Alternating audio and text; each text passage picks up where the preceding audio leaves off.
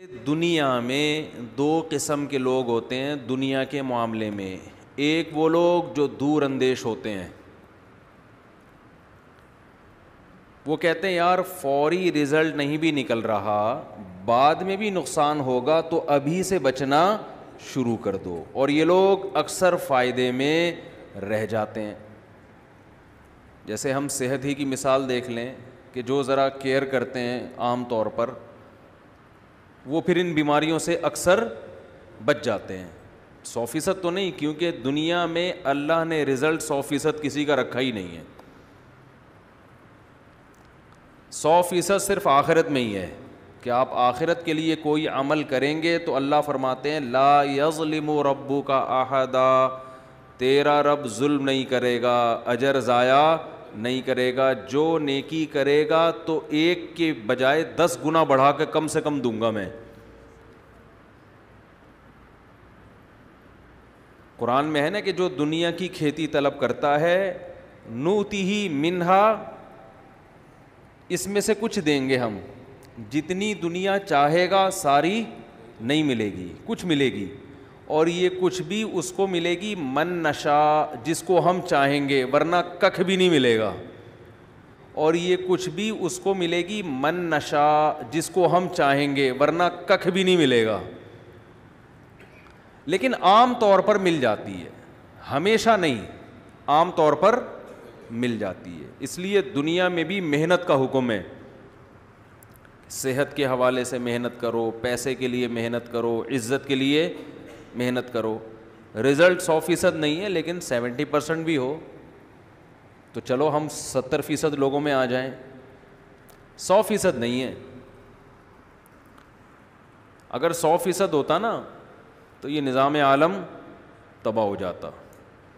اللہ نے یہ بھی کہا ہے کہ میری مرضی ہوگی تو رزلٹ ہوگا, تاکہ دنیا سے لوگ دل نہ لگائیں. دیکھو دونوں چیزیں رکھی ہیں. محنت کرو گے اکثر ملے گا, یہ اس لیے کہ تاکہ محنت کرو, ورنہ سب ہاتھ پہ ہاتھ رکھ کے تقدیر پر ایمان لا کے بیٹھ جاتے. کوئی محنت کرتا ہی نہیں تو بھی دنیا کا نظام کیا ہو جاتا, برباد. لوگ بیمار ہوتے, علاج نہیں کرتے, ڈاکٹروں کی واٹ لگ جاتی بیچاروں کی. ایسا ہی ہے نا, ان کے گھروں کے چولہے بند ہو جاتے تو کچھ بھی نہیں ہوتا. تو اس لیے اللہ نے محنت پہ رزلٹ رکھا ہے تاکہ لوگ محنت کرتے رہیں. لیکن بہت مرتبہ ایسا بھی ہوتا ہے کہ آپ محنت کرتے ہیں, نتیجہ اس کا 0. یہ اس لیے رکھا تاکہ دل نہ لگاؤ دنیا سے, یہ خطرہ رہے کہ ہوگا وہی جو اللہ چاہے گا. یہ اللہ کی ایک حکمت ہے اس میں, ہوگا وہی جو کون چاہے گا, اللہ. لہذا فنٹر بننے کی کوشش مت کرو. آپ اگر جم جا رہے ہو اور اچھی خوراکیں کھا رہے ہو اور آپ یہ سمجھو گے کہ اب دنیا کا سب سے بڑا فنٹر میں ہی بن جاؤں گا, تو اس خوش فہمی میں نہ رہو. ہو سکتا ہے یہی جم جانا آپ کی صحت بنانے کے بجائے آپ کی صحت کی بربادی کا ذریعہ بن جائے.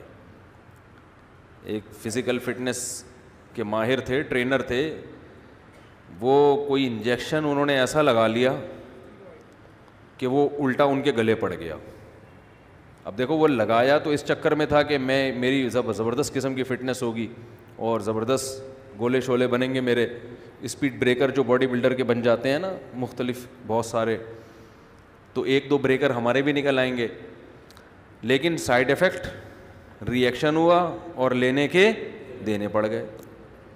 تو یہ اللہ کرتا, آپ ویٹ اٹھا رہے ہیں ڈولے بنانے کے لیے, اسی سے کمر چٹک گئی آپ کی, ساری زندگی ویٹ اٹھانے کے قابل رہے نہیں آپ. یہ اللہ بتاتا ہے بھائی میں الٹا کر دیتا ہوں عمل کو. بادام کھائے جاتے ہیں خشکی دور کرنے کے لیے. بادام کا تیل جو ہے وہ خشکی دور کرتا ہے. جن کی اسکن ہو نا خشک, پھٹ رہی ہو, جگہ جگہ سے خون نکل رہا ہو, ایسا ہوتا ہے نا اسکن میں, اور چمک نہیں ہوتی چہرے پہ, بادام کا تیل کھانا شروع کر دیں تو وہ کیا ہو جائے گی, وہ جو خشکی تھی وہ کیا ہو جائے گی, دور, ختم. لیکن بعض اور ری ایکشن بھی کر دیتا ہے بادام کا تیل. ہے تیل بجائے تری پیدا کرنے کے اور خشکی پیدا کر دیتا ہے. وہ الٹا کر دیتے ہیں اللہ اس کے عمل کو. آپ نے بال اگانے کے لیے بادام کا تیل کھایا, جو رہے سہے بال تھے وہ بھی مارکیٹ سے شارٹ ہو گئے, ری ایکشن ہو جاتا ہے. تو یہ اللہ کرتے ہیں.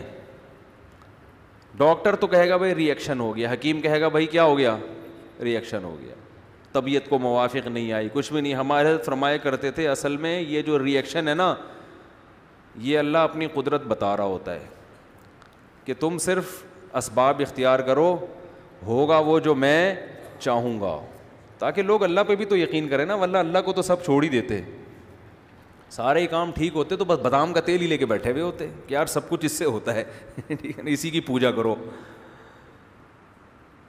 اگر ڈاکٹر کے ہاتھ میں شفا ہوتی تو لوگ قبرستان میں جانا چھوڑ دیتے. قبرستان ختم, جب بیمار ہوئے ٹیکا لگایا آپ فٹ فاٹ گھوم رہے ہو. لیکن ایسا نہیں ہوتا. ڈاکٹر کہتے ہیں بھائی بیماری سمجھ میں نہیں آ رہی, سمجھ میں آ رہی ہے, علاج کر رہے ہیں, پتہ نہیں فائدہ کیوں نہیں ہو رہا, اور علاج کر رہے ہیں فائدہ بھی ہو رہا ہے, مر پتہ نہیں کیوں رہا ہے, پھر بھی کیوں مر گیا.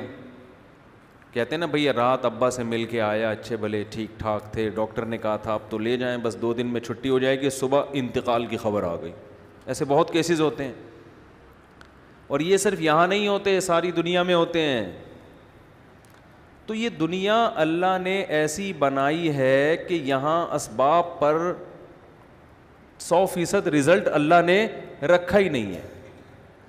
یہ جو علی سکپارہ تھا, یہ کیٹو کی پہاڑی پہ ناکام ہونے کے لیے چڑھا تھا یا کامیابی کے لیے؟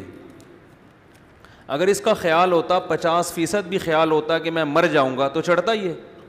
اس کو غالب یہی تھا کہ بچ جاؤں گا میں, کیونکہ پہلے کئی دفعہ پریکٹس ہو چکی تھی. اس کو اندازہ تھا کہ بھائی اتنی آکسیجن برداشت کر سکتا ہوں, اتنی نہیں کر سکتا, اتنی دیر میں بغیر آکسیجن کے سلنڈر کے سفر, یہ پوری کیلکولیشن تھی نا. اور اس کے ساتھ گورے بھی تھے جن کی کیلکولیشن ہم سے بہت زیادہ ایکوریٹ ہوتی ہے. ہمارے یہاں تو جب بھی کوئی دکان والا کیلکولیشن کرتا ہے, بعض دفعہ اس میں گڑبڑ کر رہا ہو, دودھ اتنا بن رہا تھا, پیسے زیادہ بنا دیے, آپ کیلکولیٹ کرو تو بعض دفعہ ہوتا ہے. تو گوروں کی کیلکولیشن بھی کیسی ہوتی ہے, کیلکولیٹر بنایا انہوں نے کیلکولیشن کے لیے. ساری کیلکولیشن اس لیے تھی کہ میں کامیاب ہونا چاہتا ہوں, میری آئندہ زندگی اور اچھی گزرے گی, میری عزت بھی ہوگی اور پیسہ بھی ملے گا, تو آئندہ لائف جتنی جیسی لائف اب ہے اگلی اس سے اچھی ہوگی. اس کے لیے کیٹو کی پہاڑی پہ چڑھنے کی کوشش کی, لیکن سرے سے لائف ہی سے ہاتھ دھونے پڑ گئے. یہ اللہ ہے جو اپنی قدرت, بولو بھائی, دکھا